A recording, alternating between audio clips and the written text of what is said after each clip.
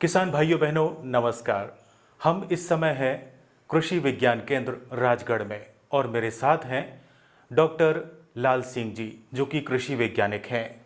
Sir, इसमें एक बात यह आती है कि आप अगर गांव की बगिया बनाते हैं, किसान अगर गांव में बगिया लगाता है, अगर हम जैविक विधि से खेती करना चाहते हैं, ये बगिया लगाना चाहते हैं, तो जैविक विधि के लिए हमें किस तरह की तैयारी करने की ज़रूरत है, उसके लिए आप क्या सुझाव देना चाहेंगे?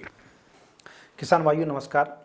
जो गांव की बगिया है उसमें सबसे महत्वपूर्ण चीज़ है जैविक बगिया, क्योंकि आज वर्तमान में लगातार देख रहे हैं कि रासायनिक खादों का लगातार उपयोग हो रहा है और हमारे बीच में बहुत सारी सब्जियां रासायनिक दवाइयों से भरपूर हमें मिलती हैं। तो इस प्रकार से हमारा जो स्वास्थ्य है दिन प्रतिदिन खराब होता जा रहा है। तो ऐसी परिस्थिति में जो गाँव की बगिया है उसमें कोशिश हमारी ये रहेगी कि जैविक खादों का उपयोग करें। उसके साथ साथ में जीवामृत, चूँकि वो पोषक तत्वों की पूर्ति करता है, पोषक तत्वों की पूर्ति के लिए जीवामृत खाद बहुत ज़रूरी है।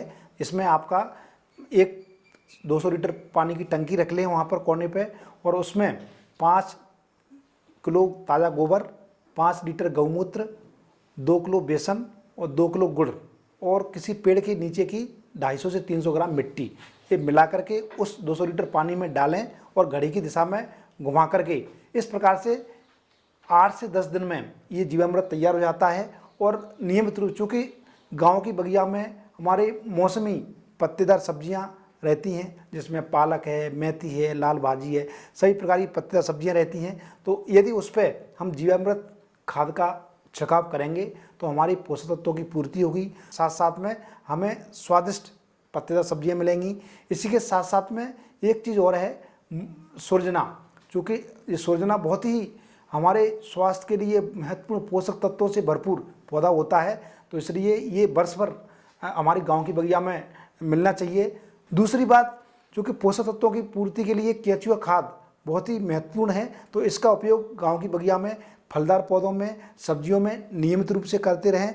इसके अलावा कुछ कीड़ों के नियंत्रण के लिए 5 पत्ती काढ़ा जो बनता है और उसको 1 लीटर अर्क और 10 लीटर पानी में मिला करके, इनको भी छोटे छोटे कीड़े चाहे वो रस चूसने वाले हों वो आते हैं तो उसका नियमित रूप से छिड़काव करते रहें। तो इस प्रकार से जैविक कीटनाशक दवाई, जैविक खादों का अगर हम उपयोग करेंगे तो गांव की बगिया में भरपूर सब्जियां, स्वादिष्ट सब्जियां और कीटनाशक रहित सब्जियां प्राप्त होंगी। तो बहुत बहुत धन्यवाद आप।